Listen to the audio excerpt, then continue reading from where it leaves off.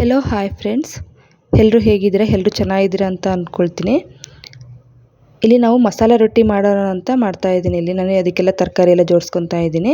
ಅಕ್ಕಿ ಹಿಟ್ಟಿಂದ ಮಾಡ್ತಾಯಿದ್ದೀನಿ. ಅಕ್ಕಿ ಹಿಟ್ಟಿಂದಾದರೂ ಮಾಡ್ಬೋದು, ಗೋಧಿ ಹಿಟ್ಟಿಂದಾದರೂ, ರಾಗಿ ಹಿಟ್ಟಿಂದಾದರೂ ಮಾಡ್ಬೋದು. ನಾವೆಲ್ಲ ಹಾಕೋ ತರಕಾರಿಗಳು ಎಲ್ಲ ಹಾಕಿ ಮಾಡಿದ್ರೆ ರೊಟ್ಟಿ ತುಂಬ ಚೆನ್ನಾಗಿ ಬರುತ್ತೆ, ಟೇಸ್ಟು ಸಮೇತ. ಇದಕ್ಕೆ ನಾನು ಸ್ವಲ್ಪ ಹಸಿಮೆಣ್ಸಿಕಾಯಿ ಮತ್ತು ಕರ್ಬೇವಿನ ಸೊಪ್ಪು, ಸ್ವಲ್ಪ ಜೀರಿಗೆನ ಸ್ವಲ್ಪ ಮಿಕ್ಸಿ ಜಾರ್ಗೆ ಹಾಕಿ ಇದು ಮಾಡ್ಕೊತಾ ಇದ್ದೀನಿ. ಮಕ್ಕಳಿಗೆಲ್ಲ ಸಿಗಬಾರ್ದಲ್ವ ಹಸಿಮೆಣ್ಸಿನ್ಕಾಯಿ, ಅದಕ್ಕೆ ಸಣ್ಣದಾಗಿ ಮಾಡ್ಕೊತಾ ಇದ್ದೀನಿ ನಾನಿಲ್ಲಿ ಮಿಕ್ಸಿ ಜಾರ್ಗೆ ಹಾಕ್ಕೊಂಡು. ಇದಕ್ಕೆ ಒಂದು ಸ್ವಲ್ಪ ಈರುಳ್ಳಿ ಸಣ್ಣಕ್ಕೆ ಹಚ್ಕೋಬೇಕಲ್ವ ರೊಟ್ಟಿಗೆ, ಅದು ಕಿತ್ಕೊಂಡು ಹೋಗುತ್ತೆ. ನಾವು ಸ್ವಲ್ಪ ದಪ್ಪ ಹಚ್ಬಿಟ್ರೆ ಆದಷ್ಟು ಸಣ್ಣಕ್ಕೆ ಹಚ್ಕೋಬೇಕು. ನನ್ನ ಹತ್ರ ಈ ಥರ ಚಾಪರ್ ಇರೋದ್ರಿಂದ ಈ ಥರ ಕಟ್ ಮಾಡ್ಕೊತಾ ಇದ್ದೀನಿ. ನೀವು ಕೈಯಲ್ಲೇ ಕಟ್ ಮಾಡ್ಕೊಂಡಿದ್ರೆ ಮಾಡ್ಕೋಬೋದು ಸಣ್ಣದಾಗೇ. ತುಂಬ ಚೆನ್ನಾಗಿರುತ್ತೆ ಜಾಸ್ತಿ ಈರುಳ್ಳಿ ಹಾಕಿ ರೊಟ್ಟಿ ಸುಟ್ಟರೆ. ಅದು ರೊಟ್ಟಿ ಸಹ ಮೆತು ಬರುತ್ತೆ, ಸ್ವಲ್ಪ ಅಕ್ಕಿ ಹಿಟ್ಟು ಜಿಗಿ ಇರೋದ್ರಿಂದ. ಈ ಥರ ತರಕಾರಿ ಎಲ್ಲ ಜಾಸ್ತಿ ಹಾಕಿ ಮಾಡಿದ್ರೆ ರೊಟ್ಟಿ ಚೆನ್ನಾಗಿರುತ್ತೆ. ಒಂದು ರೊಟ್ಟಿ ತಿನ್ನೋದು, 2 ರೊಟ್ಟಿ ತಿನ್ನೋದು, 3, 4 ತಿಂತಾರೆ, ಅಷ್ಟು ಚೆನ್ನಾಗಿರುತ್ತೆ ರೊಟ್ಟಿ ಟೇಸ್ಟು. ನಾನು ಕ್ಯಾರೆಟ್ ಸ್ವಲ್ಪ ಜಾಸ್ತಿನೇ ಹಾಕ್ತೀನಿ ಇಲ್ಲಿ, ಯಾಕಂದರೆ ಮಕ್ಕಳಿಗೆಲ್ಲ ಕ್ಯಾರೆಟು ಇವೆಲ್ಲ ಹಂಗೆ ಕೊಟ್ಟರೆ ತಿನ್ನಲ್ವಲ್ಲ, ಅದಕ್ಕೆ ಈ ಥರ ಹಾಕಿ ಕೊಟ್ಟರೆ ಎಲ್ಲ ತಿಂತಾರಲ್ವ ಅಂತಂದು ಅದಕ್ಕೇ ಸ್ವಲ್ಪ ಪುದೀನ ಹಚ್ಚಾಕ್ತಾಯಿದ್ದೀನಿ. ಅದನ್ನು ಸ್ವಲ್ಪ ತರಕಾರಿ ನಾವು ಇದಕ್ಕೆ ಮೆಂತ್ಯ ಸೊಪ್ಪು, ಸಬ್ಸಿಗೆ ಸೊಪ್ಪು ಇವೆಲ್ಲ ಹಾಕ್ಕೊಂಡು ತುಂಬ ಚೆನ್ನಾಗಿರುತ್ತೆ. ಇದನ್ನೆಲ್ಲ ನನ್ನ ಹತ್ರ ಸದ್ಯಕ್ಕೆ ಈಗ ಸ್ವಲ್ಪ ಮೆಂತ್ಯ ಕೊತ್ತಂಬರಿ ಸೊಪ್ಪು ಅಷ್ಟೇ ಇದ್ದಿದ್ದು, ಅದನ್ನೇ ಹಾಕಿ ಮಾಡ್ತಾಯಿದ್ದೀನಿ ಇಲ್ಲಿ. ಇದಕ್ಕೆ ಬೆಸ್ಟ್ ಕಾಂಬಿನೇಷನ್ ಅಂದರೆ ಪಪ್ಪು. ನಮ್ಮ ಮನೇಲಿ ತುಂಬ ಇಷ್ಟ ಎಲ್ರಿಗೂ. ನೋಡಿ, ಇವು ಸ್ವಲ್ಪ ಹಸಿ ತೆಂಗಿನಕಾಯಿ ಹಾಕಿ ಸ್ವಲ್ಪ ಉಪ್ಪು ಹಾಕಿ ಅವನ್ನೆಲ್ಲ ನೀಟಾಗಿ ಎಲ್ಲ ಮಿಕ್ಸ್ ಮಾಡ್ಕೊತಾ ಇದ್ದೀನಿ ಅಲ್ಲಿ. ಎಲ್ಲ ಮಿಕ್ಸ್ ಮಾಡ್ಕೊಂಡು ಆದಮೇಲೆ ಅದಕ್ಕೆ ಅಕ್ಕಿ ಹಿಟ್ಟು ನಮಗೆ ಎಷ್ಟು ಬೇಕೋ ಅಷ್ಟು ರೊಟ್ಟಿಗೆ ಆಗೋಷ್ಟು ನೀವು ನೋಡ್ಕೊಂಡು ಹಾಕ್ಕೊಳ್ಳಿ. ನಮ್ಮ ಮನೇಲಿ ಸ್ವಲ್ಪ ಒಂದು 6 ಜನ ಇರೋದ್ರಿಂದ ಒಬ್ಬೊಬ್ರು 3 ರೊಟ್ಟಿ ಅಂದ್ರೂ ಬೇಕು. ನನ್ನ ಮಕ್ಕಳಿಗೆಲ್ಲ ತುಂಬ ಇಷ್ಟ ಈ ರೊಟ್ಟಿ ಅಂತಂದರೆ. ಎಲ್ಲ ನೀಟಾಗಿ ಸ್ವಲ್ಪ ನೀರು ಹಾಕ್ಕೊಂಡು ಚೆನ್ನಾಗಿ ಮಿಕ್ಸ್ ಮಾಡ್ಕೊಬೇಕು. ಸ್ವಲ್ಪ ಮೆತ್ತಗೆ ಕಲಿಸ್ಕೊತೀನಿ ನಾನಿಲ್ಲಿ, ಯಾಕಂದರೆ ಬಾಳೆ ಎಲೆ ಮೇಲೆ ತಟ್ಕೊತೀನಲ್ವ ನಾನು ಡೈರೆಕ್ಟು.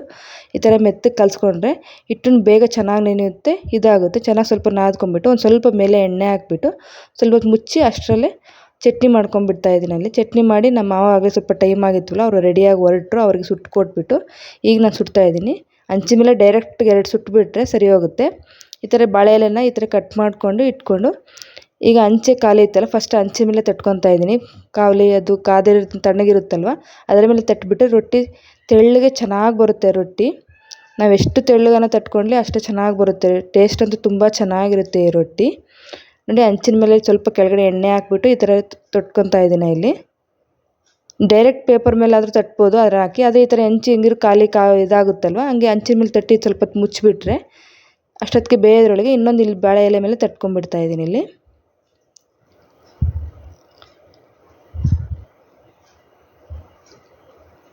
ಈ ಥರ ಬಾಳೆ ಎಲೆ ಮೇಲೆ ನೀಟಾಗಿ ರೌಂಡ್ ಶೇಪ್ ಬರೋ ಥರ ಈ ಥರ ಕಟ್ ಮಾಡಿ. ಸ್ವಲ್ಪ ಬಿಸಿಲು ಜಾಸ್ತಿ ಇರೋದ್ರಿಂದ ಬ್ರೈಟ್ನೆಸ್ ಜಾಸ್ತಿ ಬರ್ತಾಯಿದೆ ಕಿಟಕಿಯಿಂದ. ನನಗೆ ರೊಟ್ಟಿ ತಟ್ಟೋದು ನೀಟಾಗಿ ಕಾಣ್ತಿಲ್ಲ, ವಿಡಿಯೋ ಮಾಡೋರು ಅಬ್ಸರ್ವ್ ಮಾಡ್ಕೊಳ್ಳಿಲ್ಲ ಇದನ್ನು.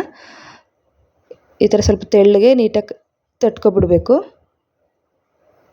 ನೋಡಿ, ಆ ಕಡೆ ಹಾಗೆ ಇದಾಗಿದೆ ಅಲ್ವಾ, ಸ್ವಲ್ಪ ಇದಾಗಿದ್ದು ಅದನ್ನು ಈ ಕಡೆ ತಿರುವಾಕೊತಾ ಇದ್ದೀನಿ ಇಲ್ಲಿ.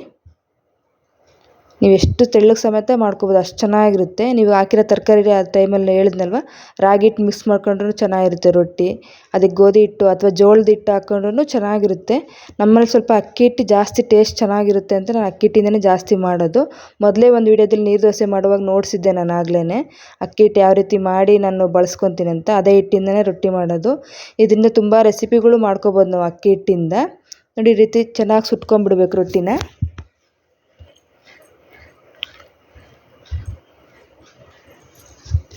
ಅದೇ ಕಾವಲಿಗೆ ಇವು ಬಾಳೆ ಎಲೆ ಮೇಲೆ ತಟ್ಟಿದ್ವಲ್ಲ ನಾವು, ಅದನ್ನು ಹಾಕ್ಕೊತಾ ಇದ್ದೀನಿ. ಸ್ವಲ್ಪ ಹೊತ್ತು ಈ ಥರ ಎಣ್ಣೆ ಹಾಕ್ಬಿಟ್ಟು ಅದನ್ನು ಹಾಕಿ ಒಂದು ಸ್ವಲ್ಪ ಹೊತ್ತು, ಒಂದು ಅರ್ಧ ನಿಮಿಷ ಬಿಟ್ಟುಬಿಟ್ರೆ ಸಾಕು. ಸ್ವಲ್ಪ ಅದು ಹಿಂಗೆ ಇದಾಗುತ್ತೆ, ಕಾವತ್ತಿರುತ್ತಲ್ವ, ಅದಕ್ಕೆ ಈ ಥರ ಹಿಂಗೆ ಸ್ಪೂನಲ್ಲಿ ಅಂದ್ಬಿಟ್ಟು ಹಿಂಗೆ ಸ್ಪೂನಲ್ಲೇ ಹಿಂಗೆ ತೆಗೆದುಬಿಟ್ರೆ ಬೇಗ ಬಂದುಬಿಡುತ್ತೆ. ಕೆಳಗಡೆ ತಟ್ಟುವಾಗೆ ಸ್ವಲ್ಪ ಎಣ್ಣೆ ಜಾಸ್ತಿ ಹಾಕೊಂಡು ತಟ್ಟಿರಿ ಫಸ್ಟ್ ಟೈಮು, ಅದು ಎಣ್ಣೆ ಹಿಡಿಯೋ ತನಕನೇ. ನೋಡಿ, ಈ ಥರ ಹಾಕ್ಬಿಟ್ರೆ ಬೇಗ ಆಗುತ್ತೆ. ನಾವು ರೊಟ್ಟಿ ನಿಂತ್ಕೊಂಡು ಭಾಳ ಹೊತ್ತು ಮಾಡ್ಬೇಕನ್ನೋ ಟೆನ್ಷನ್ ಇರೋಲ್ಲ. ನಾವು ಈ ಕಡೆ 2 ತವ ಇಟ್ಕೊಂಡ್ಬಿಟ್ಟು ನಾವು ಈ ಥರ ಬಾಳೆ ಎಲೆ ಮೇಲೆ ತಟ್ಟು ಹಾಕ್ಬಿಟ್ರೆ ಬೇಗ ಎಷ್ಟು ರೊಟ್ಟಿ ಆದರೂ ಮಾಡ್ಬೋದು, ಟೈಮು ಸೇವ್ ಆಗುತ್ತೆ ನಮಗೆ. ನೋಡಿ, ಈ ಕಡೆ ಇನ್ನೊಂದು ಸ್ಟವ್ ಕಡೆ ಇಟ್ಬಿಟ್ಟು ನಾನಿಲ್ಲಿ ಈ ಕಡೆ ಇನ್ನೊಂದು ಸ್ಟವ್ಗೆ ಅದೇ ಕಾವಲಿ ಮೇಲೆ ತಟ್ಟಿ ಇಟ್ಟಿದ್ದೀನಿ ರೊಟ್ಟಿನ. ಇದು ಸಹ ಅಷ್ಟೇ ಬೇಗನೂ ಬಂದುಬಿಡುತ್ತೆ. ಹಂಚಿನ ಮೇಲೆ ಕೆಲವೆಲ್ಲ ಎದ್ದೇಳಲ್ವಲ್ಲ, ನಾನು ಯಾವಾಗಲೂ ರೊಟ್ಟಿ ಮಾಡ್ತಾ ಇರ್ತೀನಲ್ವ, ಅದೇ ಇದು ಮಾಡಿ ಇಟ್ಟಿದ್ದೀನಿ ಇಲ್ಲಿ.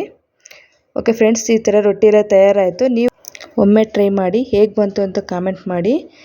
ಚಟ್ನಿ ಜೊತೆ ನಾನು ಕಡಲೆಬೀಜ ಚಟ್ನಿ ಮಾಡ್ಕೊಂಡಿದ್ದೆ, ಕಾಂಬಿನೇಷನ್ ಬೆಸ್ಟ್ ಅಂತಲೇ ಹೇಳ್ಬೋದು, ಪಪ್ಪು ಮತ್ತು ಚಟ್ನಿ ಇದಕ್ಕೆ. ಓಕೆ ಫ್ರೆಂಡ್ಸ್, ಬಾಯ್.